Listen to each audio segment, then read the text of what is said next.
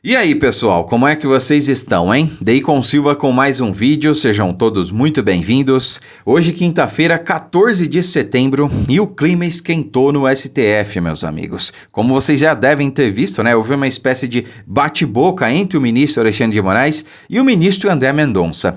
E olha, na minha opinião, posso até estar errado, mas na minha opinião, a coisa começou na sustentação oral do desembargador Sebastião Coelho. Ele, para quem não sabe, estava figurando como defensor de um dos acusados do 8 de janeiro, que aliás foi condenado hoje pelo STF, né, para surpresa de 0 pessoas. Então, na sua sustentação oral, ele falou poucas e boas, digamos assim, né? Dentre outras coisas, diz que os ministros do STF estão entre os mais odiados do Brasil, né? Eu vou colocar esse vídeo aqui para vocês, mas antes eu vou colocar o trecho dessa discussão aí, digamos assim, entre o ministro André Mendonça e o ministro Alexandre de Moraes, né? Vejam só. Eu não consigo entender, e também carece de resposta, como que o Palácio do Planalto foi invadido da forma como foi invadido. Vossa Excelência sabe o rigor de vigilância e cuidado que deve haver lá. Exato. O fato é o seguinte, eu não vou entrar nesse mérito hoje. Acho que não nos cabe, pelo menos da minha parte, não é intenção entrar nesse mérito hoje.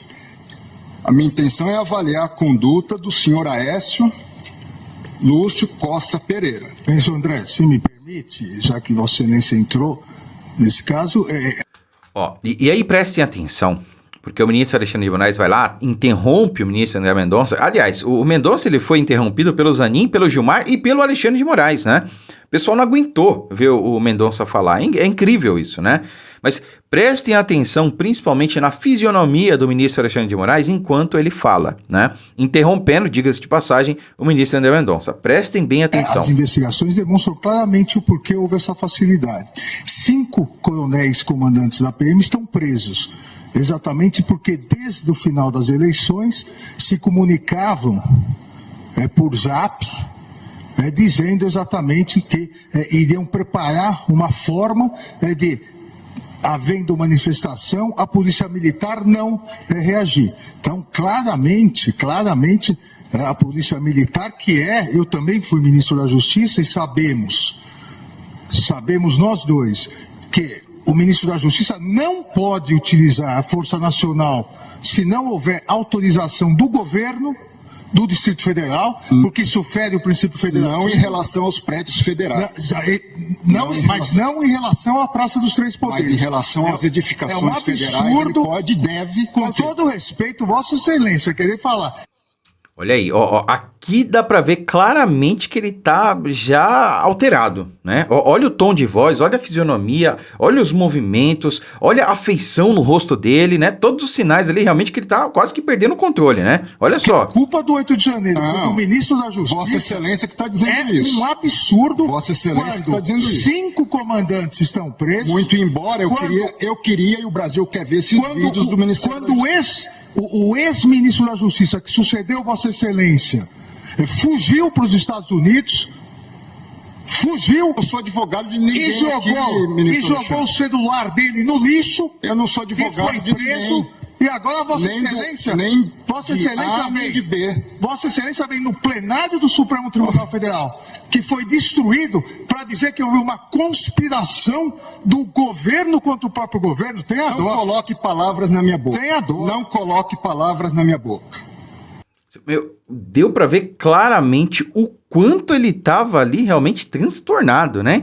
Transtornado. E aí o ministro André Mendonça, não coloque palavras na minha boca, né? Porque realmente não foi isso que ele falou, né? Não foi isso que ele disse, né? Claro, muita gente vê a coisa dessa maneira, que o ministro Alexandre de Moraes falou, né? Ora, como é que isso não faz sentido? É uma conspiração do governo contra o próprio governo? Sim, né? É o que particularmente eu acho, né? Eu posso provar? Não. A CPMI do 8 de janeiro devia estar aí comprovando isso, devia estar se debruçando sobre isso, mas o próprio governo foi lá e dominou a CPMI, né? Aí me vem a relatora e faz ali um jogo de cartas marcadas com o G. Dias, um dos principais que deveriam ser investigados, né? Passa ali as perguntas que serão feitas a ele e tudo mais, né? Enfim, mas é o que eu acho que aconteceu, sim. O governo estava ali tramando não contra o seu próprio governo, mas sim contra a direita, né? Porque essa narrativa que foi criada até hoje, que os patriotas queriam dar um golpe, queriam atentar contra o Estado Democrático de Direito, porque essa é uma narrativa, né? Como é que você vai dar golpe, né, às pessoas desarmadas, sem ter um plano arquitetado, sem ter ali quem vai realmente tomar o poder, sem ter condições de tomar o poder? Gente, para que você dê um golpe pressupõe tomada do poder pela força, certo? Como é que senhoras de 70, 80, 90 anos, com bandeiras do Brasil, Bíblia e tudo mais, poderiam tomar o poder? Do poder constituído, sabe? É surreal você conjecturar um negócio desse, mas é a narrativa que foi instaurada. E tudo isso está beneficiando o governo, porque tirou as pessoas das ruas, né? O governo Lula já teria caído se não fosse o 8 de janeiro. Por quê? Porque a direita não teria sido criminalizada, as pessoas não ficariam com medo de ir às ruas, se manifestar de maneira pacífica e ordeira como sempre foram, e estariam aí, ó, protestando, fazendo manifestações contra o Lula, né? O Lula não ia andar na rua em nenhum lugar, porque as pessoas iam lá protestar, né?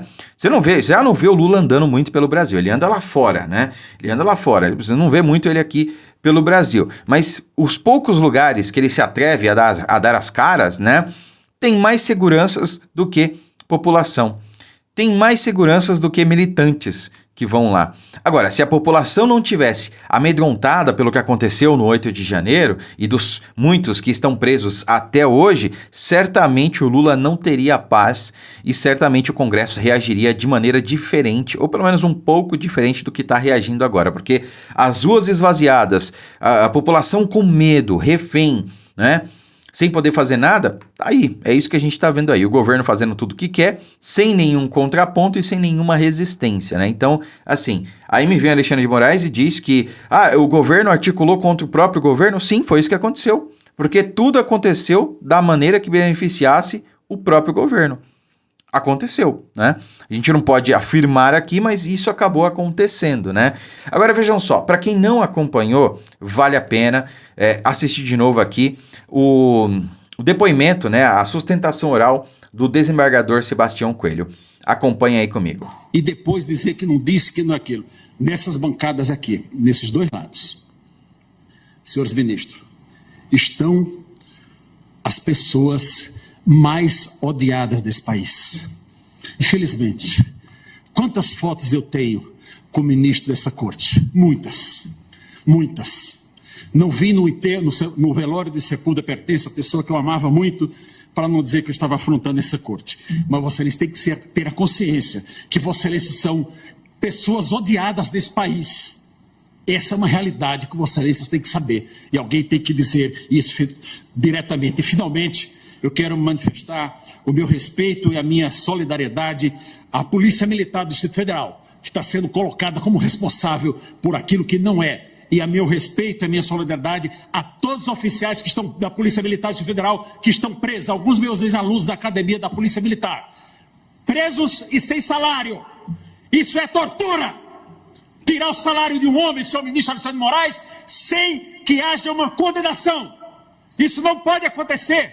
Essas famílias estão desesperadas e torturadas. Essa é a minha posição, é a minha opinião. E eu digo, finalmente, para concluir, eu peço que esse tribunal declare a incompetência desse juiz para o julgamento e não fazendo, julgue improcedente a ação em sua totalidade. Muito obrigado, senhora presidente. Tá aí, esse foi o posicionamento do ex-desembargador Sebastião Coelho, ele que está aposentado e figurou como defensor de um dos acusados no 8 de janeiro, que aliás foi condenado hoje para surpresa de 0 pessoas, né? A gente já sabia que isso aconteceria, lamentavelmente, né? Porque eu digo lamentavelmente porque ele assim como outros, né, foram condenados aí por crimes que, na opinião de muitos, não aconteceram. Quer dizer, tentativa da abolição do Estado Democrático de Direito ou tentativa de golpe de Estado. Sinceramente, houve tentativa de golpe de Estado? Como o próprio ministro André Mendonça falou, aliás, o ministro Cássio Nunes, no seu voto, disse, para que haja a tentativa de golpe, é necessário que tenha uma ameaça aos chefes de poderes, né? O presidente do STF foi ameaçado, o presidente do Brasil foi ameaçado, o presidente do Congresso Nacional foi ameaçado, ou da Câmara dos Deputados foi ameaçado? Eu acho que não, né? Nem lá eles estavam, como é que eles foram ameaçados por essa manifestação? Que acabou culminando aí nesses atos deploráveis, que todos nós devemos repudiar. Essa é que é a questão, né? Então, se não houve ameaça direta aos chefes de poderes, e é algo que a gente jamais poderia corroborar, né, ou apoiar, se não houve, como é que se pode dizer que houve tentativa de golpe? Realmente é algo inacreditável, para dizer o mínimo, né? É isso, deixe nos comentários a sua opinião e o que você achou de tudo isso. Curta, comente, compartilhe o vídeo, fiquem com Deus e até a próxima.